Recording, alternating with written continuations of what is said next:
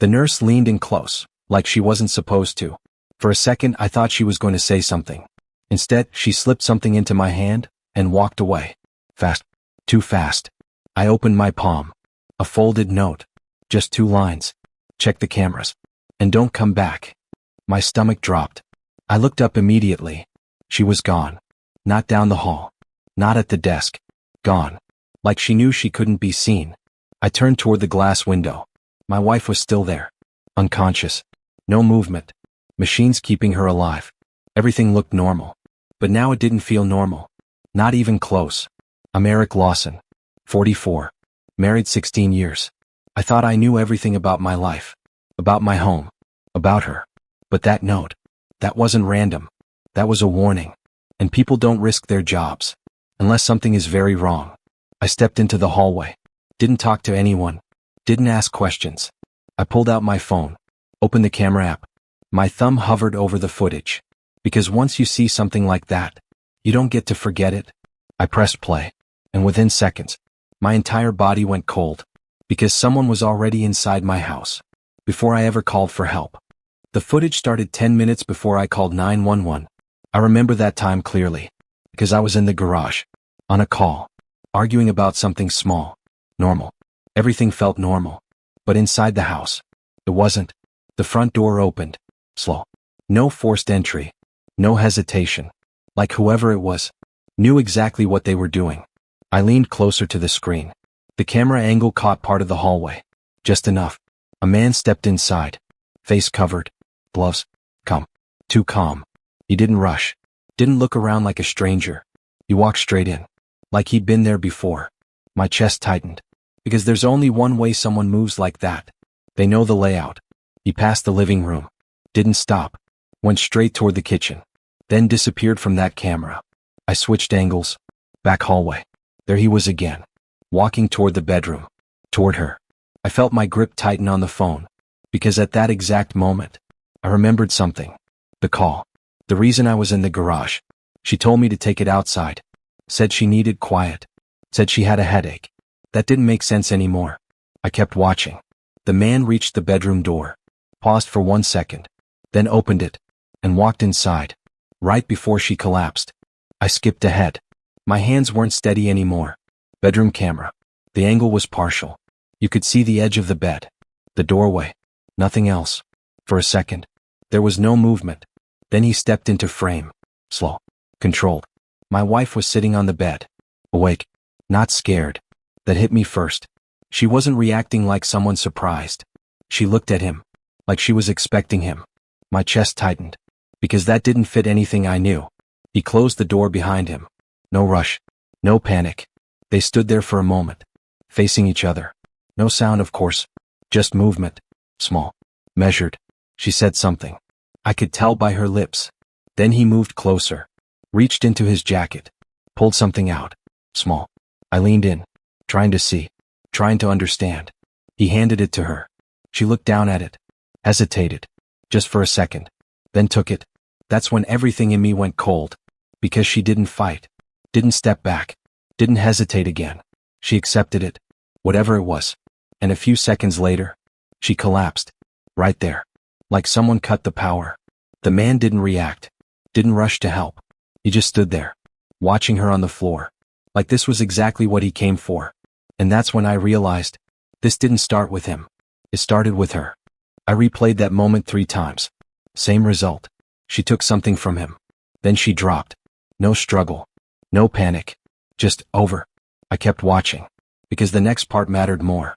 The man didn't rush out. Didn't even look nervous. He crouched down beside her. Checked something.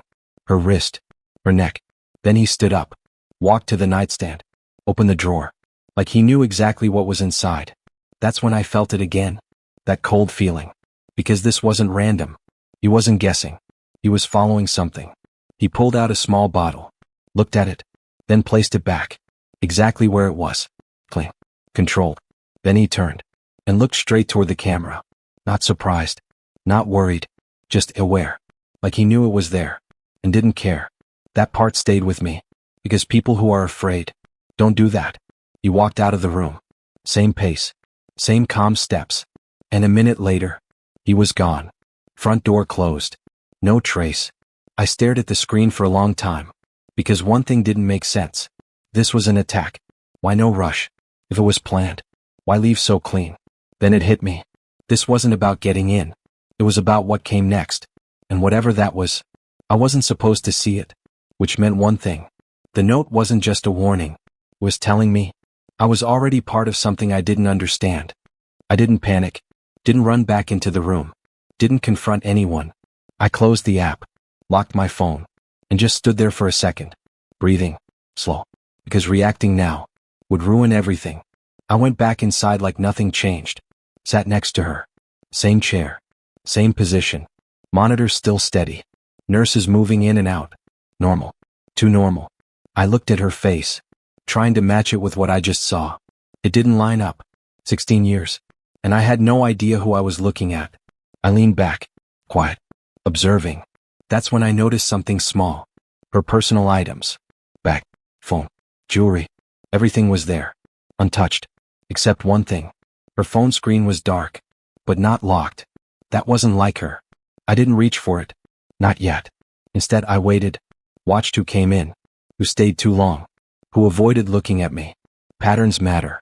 People show things when they think you don't see. And I had already seen too much. After a few minutes, I stood up, walked out again.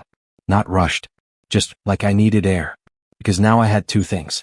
The footage and the note. And both were telling me the same thing. Don't trust what's happening in that room. So I made a decision right there. I wasn't going to ask questions. I was going to find answers. Quietly. I went to the parking lot. Sat in my car. Doors locked. No noise. No distractions. That's where people think clearly. I opened the footage again. This time slower. Frame by frame. Looking for things I missed. The man's hands. His posture. The way he moved. Nothing random. Everything precise. Then I saw it. A small detail. When he reached into his jacket, there was a logo on his sleeve. Faded, but visible. I zoomed in. Paused. My stomach dropped. Because I recognized it. Not from work. Not from TV. From her. A few months ago she mentioned a clinic. Private. Quiet. Specialized care, she called it. Said it wasn't a big deal. I didn't ask more. Now I knew I should have. I searched the name. Found the logo. Exact match. Same one on his sleeve. That's when it clicked. This wasn't a break-in. This wasn't random. This was medical. Controlled. Planned. And she knew him. Which meant this wasn't something done to her. It was something she arranged. I sat back. Hands still. Mind clear. Because now the question wasn't, who did this? It was, why did she do it? And more importantly, why was I never supposed to know? That's when I looked back at the note. Don't come back. Not a suggestion. A warning. Because whatever this was, it wasn't over yet. I didn't go back inside. Not right away. I sat there and made one call.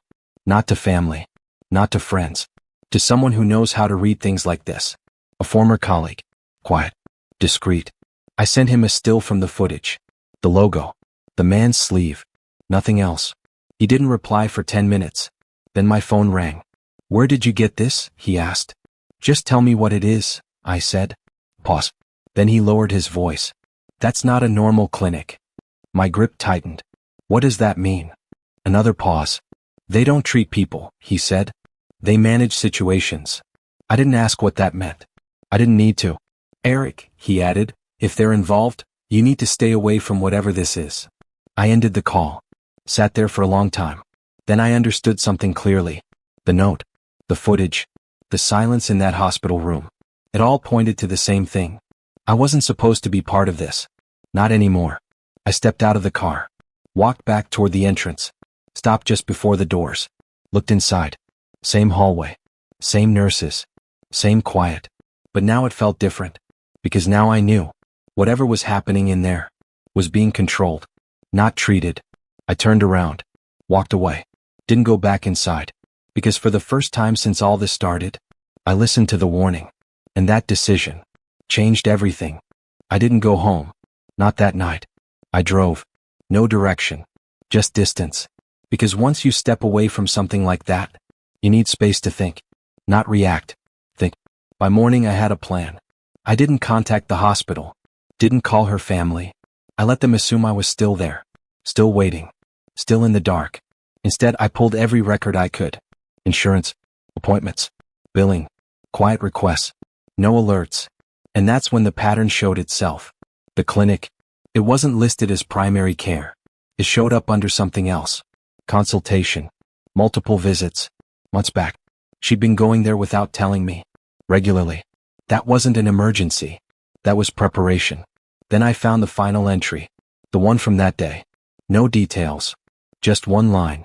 Procedure completed. I sat there staring at it, because now everything lined up. The man. The timing. The collapse. It wasn't an accident. It was the outcome. Exactly as planned. I never went back to that hospital. Not once.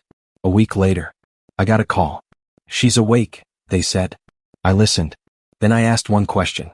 Did she ask for me? Pause. Then, no. I ended the call. And that was enough. Because sometimes the truth isn't loud. It's quiet, clear, final. I didn't go back. And I never will.